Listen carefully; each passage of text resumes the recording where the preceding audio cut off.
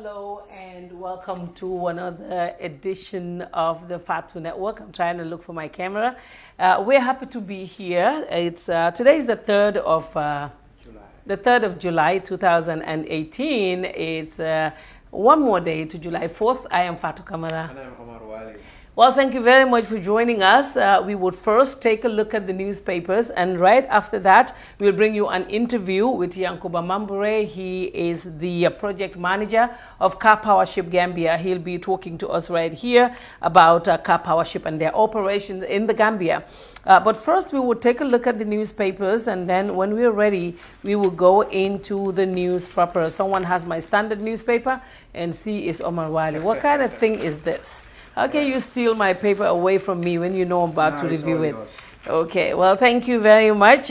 We have the standard newspaper, and on it, it says that the AG asked to recover 31 million unretired interest from 80 government officials within 30 days. They are asked to pay this amount within 30 days. And this is from the Parliamentary Finance and Public Accounts Committee. They have asked the Attorney General Chambers to recover outstanding unretired interest given to government functionaries between 2007 to 2015. And they want this amount paid within 30 days. And some of the people who are asked to pay this amount are, we have Dr. Njogu Ba, who is supposed to pay $5.6 million. Lang Tombong Tamba, $6.6 million. He spoke to Omar Wali. We'll find out what he said. Lamin A. Kamara of OP, $2.8 million. Suleiman Samba, he was Secretary General at one time. He is to pay $1.1 million. And Ibrahim O. Kamara, who is now the Permanent Secretary at the Ministry of Foreign Affairs, he is to pay $1 million. And also on the standard newspaper, President Jammeh is not surprised with Sidi Njai's resignation. Those are the words of Fabakary Tombong Jatta. Fabakary said, I spoke to President Jammeh about it, and it was not surprised at all to him, because even in his presence of his appointed ministers were leaving. I guess this was during the time of the impasse when some of the government officials were resigning. And he said, you know, one thing amazing about President, whenever I speak to him about such issues, he would ask me to make sure that APRC party militants do not destabilize the peace and security in that country. This is just to tell you he's not concerned about that. He is not concerned about other things but Gambia.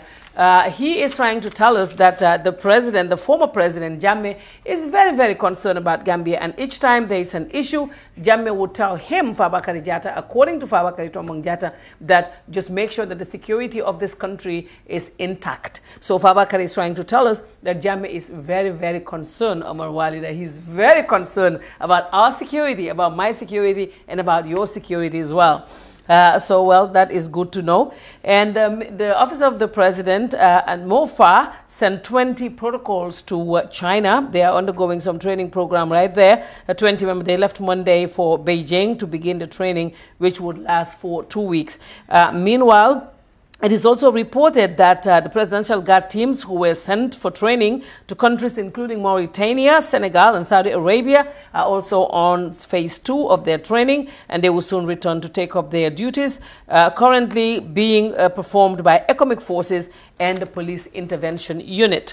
And still on the paper, 10 permanent secretaries redeployed. We broke that news to you yesterday. And Senegalese officers arrive on study tour in the country right now. We know that at least 79 members of the National School of Active Officers, EENOA, Senegal, are in the Gambia for a study tour. Omar Wali spoke to the Army PRO about this. He will elaborate later on that. They're on a 1-week tour, according to the PRO of the Gambia Armed Forces, Lamin Sanyang. And it is part of their curriculum, especially as they near graduation. That's on Standard. And Jammeh, of course, not surprised. That's what we were reading to you by Fabakary Tombong Jatta. And the PEG wants NAWEC board to appear before them. Actually, NAWEC's been appearing, you know, please, you need to let them go now. But bread price remains at $6. That's on the Foroya newspaper.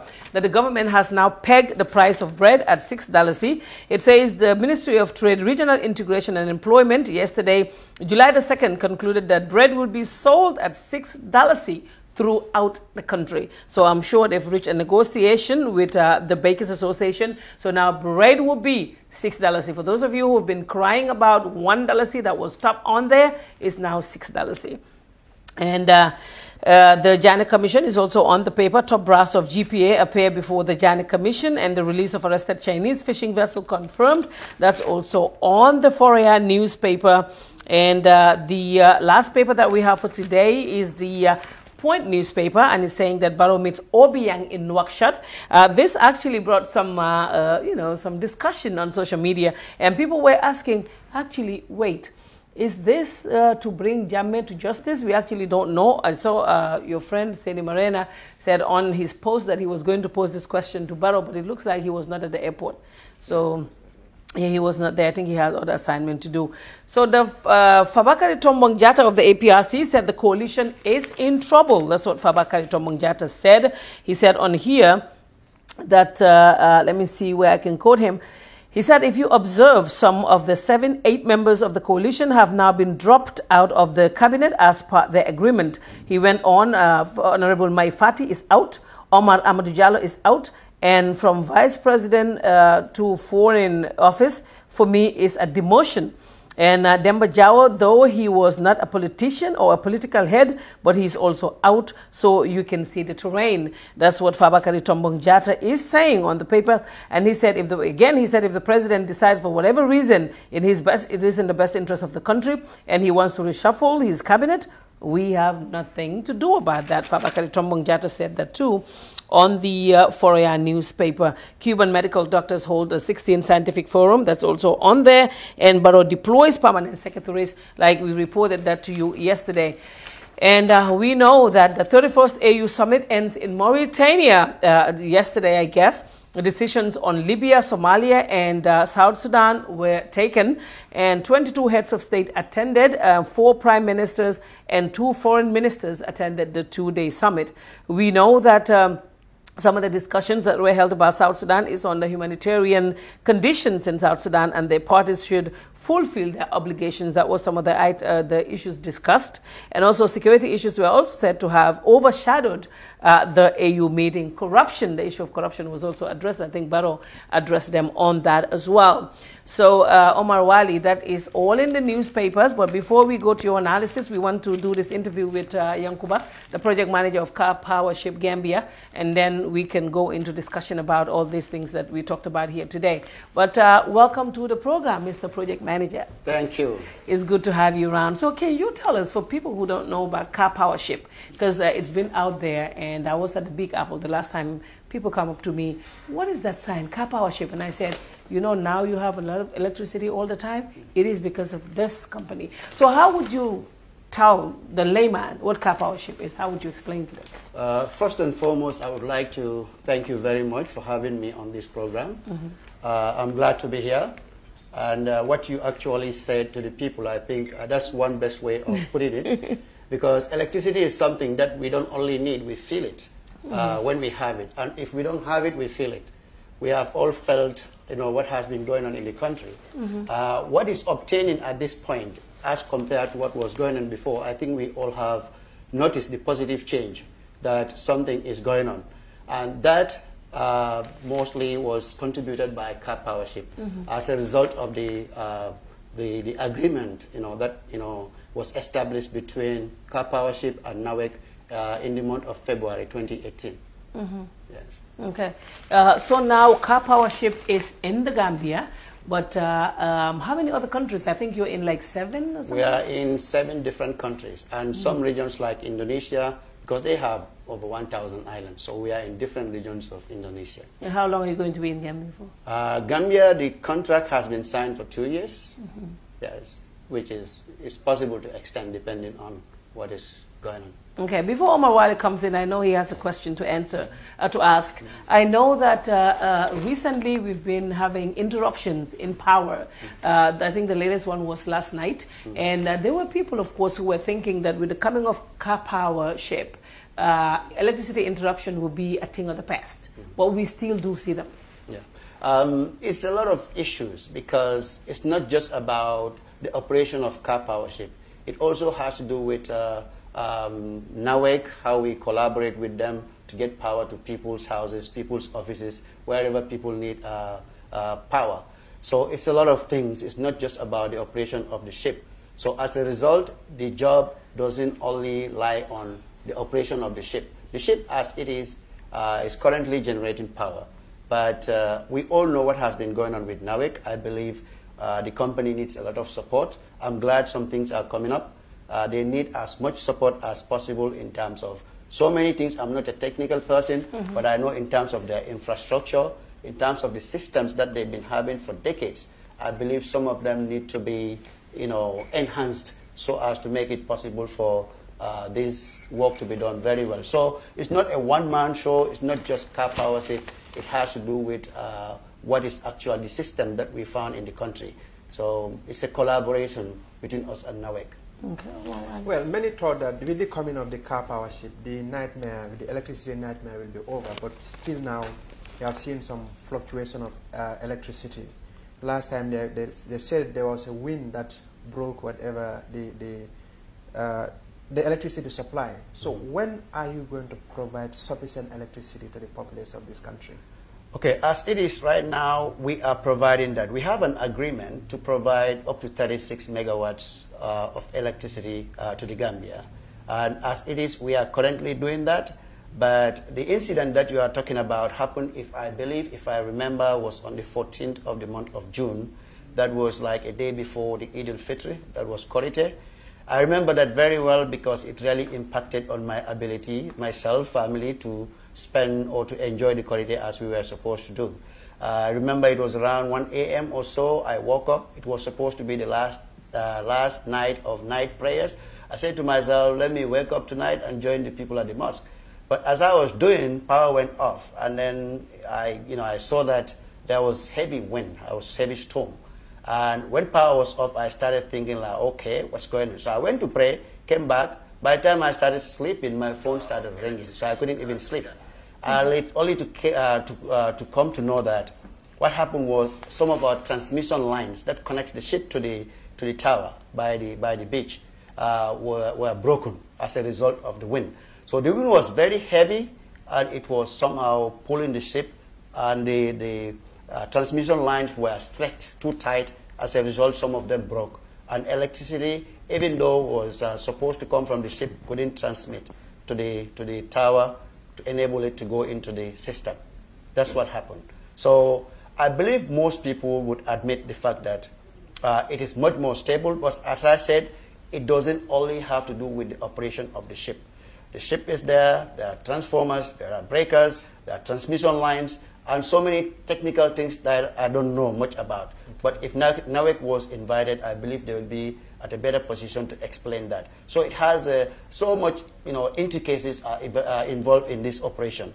Some I don't even know much about. Technical people know. Yeah. Thank you. Well, thank you very much.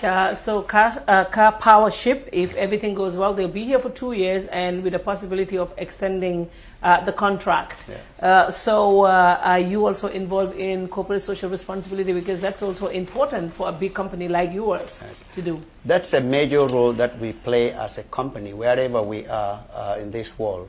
We are involved in areas like education, supporting people in education, because we know education is power. Any country that wants to develop, it doesn't only have to do with electricity. You have to educate the people, especially the young ones. So this is a major area that we assist in, and also we are also involved in, for example, those people involved in the fisheries industry, because we operate from the sea. So we have other players in the sea that we are concerned about. We also work very hard with them, and generally into so many issues, because different countries have different needs, different communities, different societies have different needs. So we tailor mostly what we do towards the needs of the people of the society. But we are highly involved in corporate social responsibility. Yeah. Well, thank you very much. Before you go, is there anything that you would like to tell our audience about Car Powership that I didn't ask? Yeah, Car Powership, as it is right now, is the only company in this world that can provide quick fix solution as far as electricity generation is concerned. We know in different parts of the world, it doesn't only have to do with the finances, it only has to do with It also has to do with, for example, the occurrence of natural disasters. In some areas like Indonesia, you remember the tsunami. In some places, the hurricane. Sometimes some winds are so powerful, some floods are so powerful, some earthquakes are so powerful that they damage the entire system of power generation in those countries. So Car Powership has an average of about less than 2 months between the time that an agreement is signed and the time power is generated in a country. There is no company like that in the world that can provide that. You need power immediately, you sign an agreement, and in less than 2 months, you have car power, generating power in your country. You know, someone just put a very interesting question up there asking if how safe is it with our sea, and is there any environmental issues with the, because it's right in the waters and that's where the fish are, and also the environment. Is it very safe for it? It is very safe. In fact, I am amazed by the kind of work done in the country as far as the different agencies are concerned. My involvement in this project has really educated me a lot. I've seen what NEA has been doing, National Environmental Agency. You know, they have done environmental analysis deeply, and these were discussed by some experts in the country, and other issues, other countries were also looked at where we have been operating. And aside from that, we have Gambia Maritime Administration. They are also involved in this because we operate from inside the sea. So it's just not NEA. It also has to do with GMA, that is Gambia Maritime Administration, etc. So definitely it is very safe. Okay. Yes. Well, thank you very much, Yankuba, for your time. He's Yankuba Mambure, the project manager of the Car Powership in the Gambia. They are on a 2-year contract, and he said, who knows, maybe it could be extended, but for now, they are on a two-year quick fix program where we would all have electricity 24 hours, 7 days a week. Thank you very much for your time. We appreciate it. Thank you, too. Right now, we want to take a break, and then we'll be right back. Stay tuned then. Payment of taxes is an obligation on all residents in the Gambia who earns income above $24,000 annually or $2,000 per month. Tax revenue supports all governments to implement national development plans, and the Gambia is not an exception. The Gambia Revenue Authority, the institution mandated by government to collect revenue for national development, wishes to inform all taxpayers that withholding tax on contract payments is an obligation on all contracts under the Income and VAT Act 2012. Withholding tax on contract payments is a deduction from payments made to contractors or subcontractors for carrying out work, supply of labor or materials, and/or provision of technical and consultancy services. A taxpayer who retains the services of a contractor or subcontractor should withhold tax and remit it to GRA. The withholding tax on contracts is based on the contract rate, that is 10% of the gross amount, when the payment is in connection to works, supply of labor or materials. 15% of the gross amount for non-residents when the payment is for technical or consultancy services. Contractees are required to issue withholding tax certificates for the tax withheld from the contractor or subcontractor. Contractees are also required to file statements of tax withheld and make payments at the nearest domestic tax office or at any of GRA's designated partner banks. Filing and payments are due within 15 days after the end of the month in which the tax was withheld. No contractor is exempted from withholding tax on contract payments, except where provided for in a tax treaty, government agreement, or qualified donor-funded project. GRA, collecting revenue for national development. GRA, collecting revenue for national development. That was an announcement from them. So we will continue with the program now. Omar, I think, is about to call the communications officer at the Ministry of Foreign Affairs to get a few things clarified. So Omar is trying to reach him now. And after that, we also have a press conference that was held today at the Constitutional Review Committee. They had a press conference at the Lyco Atlantic Hotel. We'll also play that. Is yes, I have Sekou Sise on the line now. Hello, Sekou. Thank you for having me. Okay. We just want to have a few clarifications. with regard to the Gambian ambassador to Morocco, Al Hassan Jame, because there were reports that he was recalled and there were others who said he was not recalled. So what can you tell us about Al Hassan Jame? Yeah, thank you so much for having me. In order for the public to benefit adequately from media publications, it is always important as media practitioners we verify and provide attributions to our articles before publications. I understand, so, but what we can say as of now is that his services were terminated. Okay. In the later part of the week.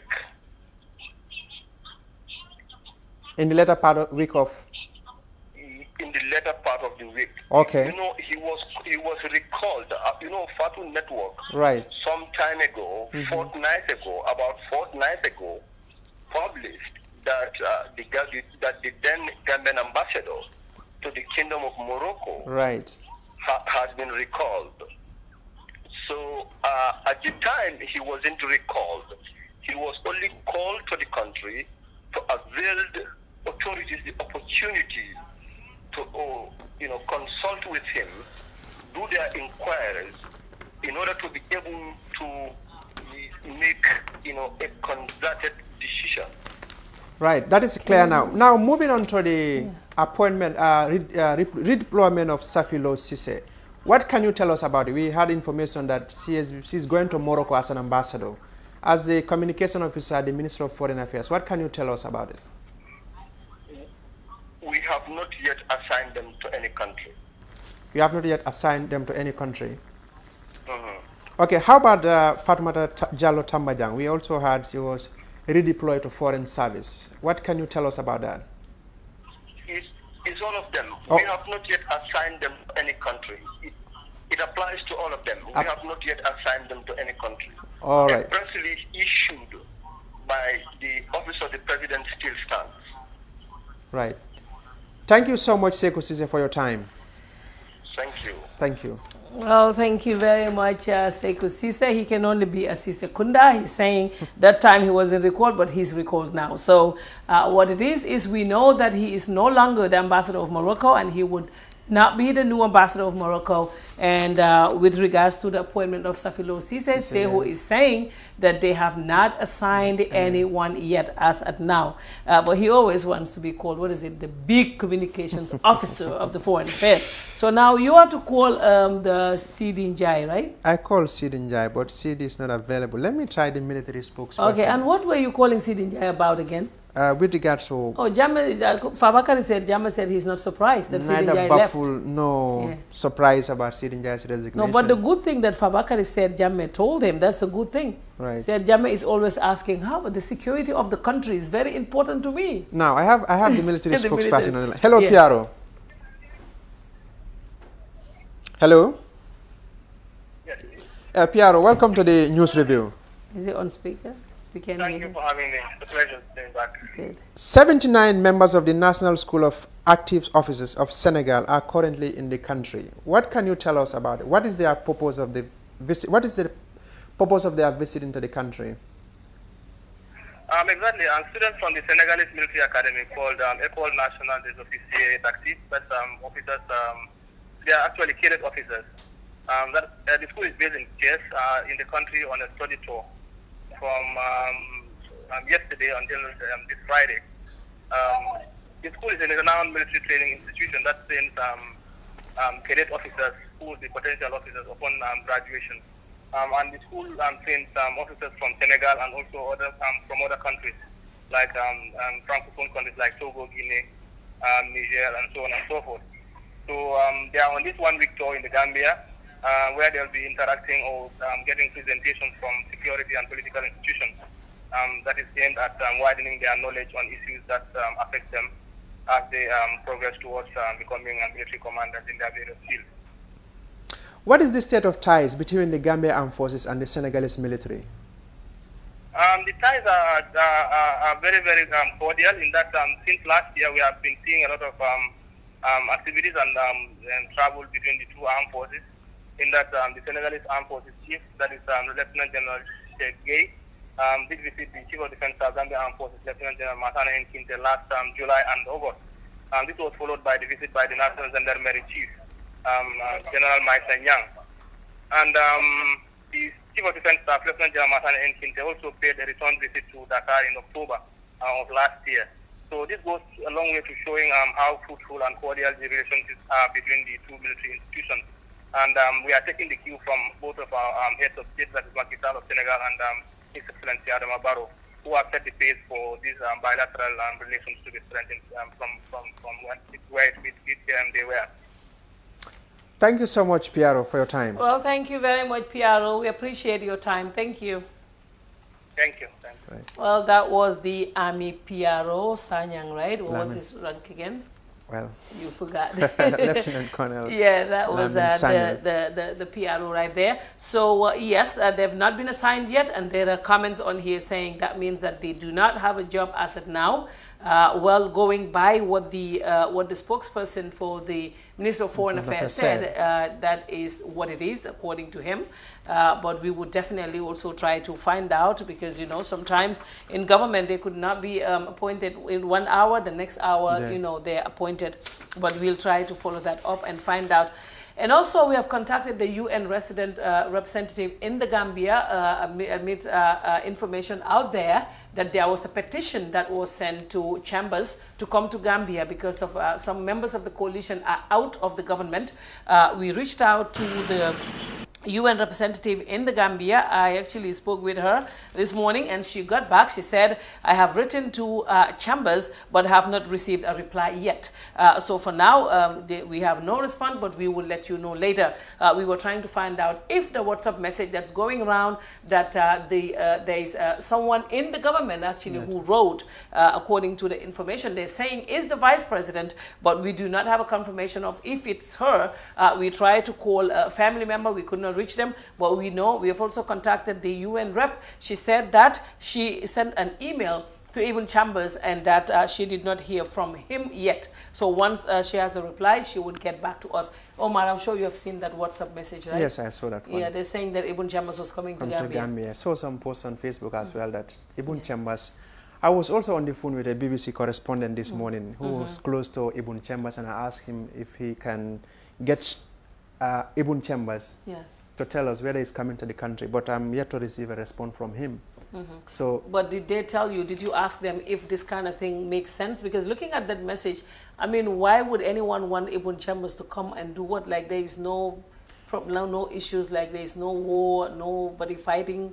Did you ask if it makes sense? Does that happen anywhere? It was a private conversation, but what he told me was, if this is what Ibn Chambers is coming, it doesn't make sense because this is